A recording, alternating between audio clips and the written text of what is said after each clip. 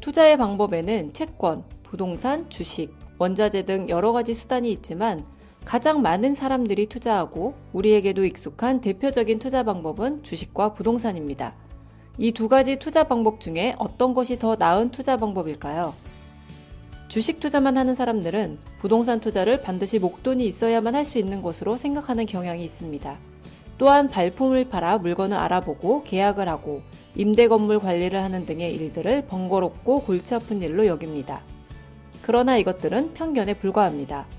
부동산 투자도 1,000만 원 정도의 소액으로 투자할 수 있는 물건이 얼마든지 존재합니다.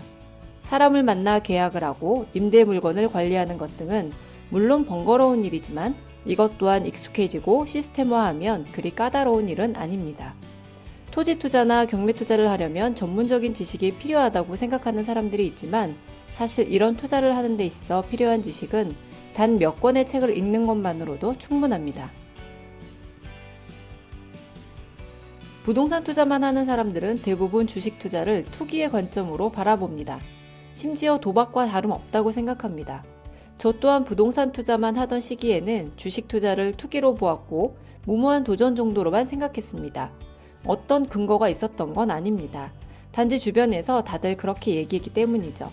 주식하면 패가망신한다. 주식으로 돈 번 사람 못 봤다. 와이프 몰래 주식하다가 돈 날리고 아주 혼났다 라는 식이죠. 주식은 도박과 같은 것이라서 우리가 해서는 안 되는 일인데 가족 몰래 욕심내서 하다가 돈을 잃었다더라. 이것이 주식에 대한 우리나라 사람들의 보편적인 시선이었고 저 역시 주식에 관한 책은 단 한 권도 읽어보지 않았음에도 불구하고 이것을 진실로 받아들였습니다. 그래서 부동산 투자를 시작한 지 수년이 지나도록 주식에는 손도 대지 않았었죠. 그러나 주식 공부를 하고 주식 투자를 하면서 알게 되었습니다. 우리나라에서 주식이 투기로 간주되는 이유는 한국인들이 주식을 도박처럼 하고 있었기 때문이지 주식 자체가 본질적으로 도박인 것은 아니라는 사실을 말이죠. 주식 투자에 관한 좋은 문화가 형성된 나라의 사람들은 주식을 노후 준비의 수단으로 여기며 장기 투자를 하는 반면에 우리나라 사람들은 남들보다 정보를 먼저 알아내서 잽싸게 사고 팔아서 한몫 챙기는 수단 정도로 생각하는 경향이 강합니다. 따라서 기업의 가치를 보고 장기 투자를 하기보다는 주가만 보고 단기 투자를 하는 경향이 강하기 때문에 투자에 실패하는 경우가 많습니다. 주변을 살펴보면 대개 부동산 투자를 하는 사람은 주식을 멀리하고 주식 투자를 하는 사람은 주식 투자만 고집하는 경향이 있습니다. 심지어 책도 부동산과 주식은 마치 물과 기름같이 섞일 수 없는 것처럼 항상 독립적으로 다뤄집니다. 물론 주식 투자와 부동산 투자는 이질적이며 각각의 장단점이 있습니다. 주식은 단기적으로는 거의 예측이 불가능하고 변동성이 커서 원금 손실의 염려가 크다는 단점이 있는 반면에 원하는 시점에 언제든지 팔 수 있어 현금화가 용이하고 거래 과정이 매우 간단하다는 장점이 있습니다. 부동산은 수익에 대해 어느 정도 예측이 가능하고 가격 변동성이 작다는 장점이 있는 반면에 현금화가 쉽지 않고 거래 절차가 번거롭다는 단점이 있습니다. 주식과 부동산의 투자 수익률을 비교해 볼까요? 미국의 경우 1926년부터 2015년까지의 기간 동안 평균 수익률을 보면 우량 주식은 10%, 부동산은 4%입니다. 우량 주식이 좋은 수익률을 보였습니다. 이번에는 우리나라의 2012년부터 2017년까지 5년 동안의 수익률을 비교해 보겠습니다. 주식은 25.55%, 강남부동산은 7.62%입니다. 역시 주식이 더 좋은 수익률을 기록했습니다. 그렇다면 주식이 최고의 투자 방법일까요? 시계열과 범위를 넓혀 1870년부터 2015년까지 미국, 독일 등 16개 선진국의 주요 투자 자산 수익률을 보니 연평균 수익률이 부동산은 7.05%, 주식은 6.89%였습니다.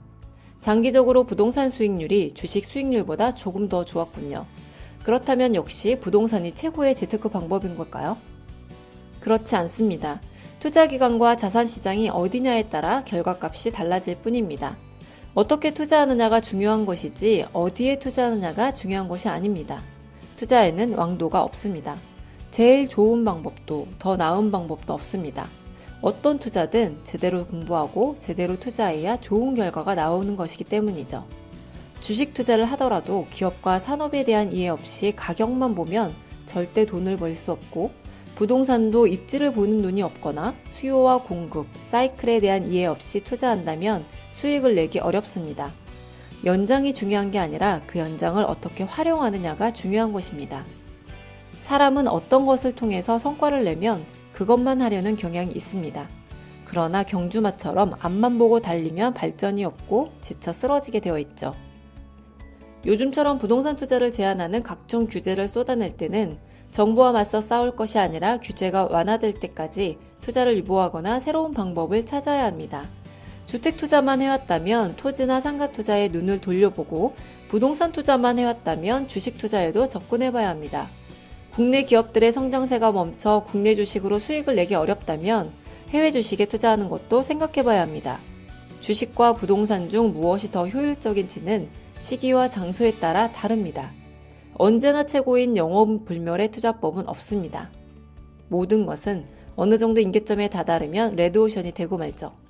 특정 투자법이나 내가 지금껏 해온 투자만이 최고라고 생각하고 그것에만 매몰되어 있다면 어느 순간 한계에 부딪히게 되어 있습니다.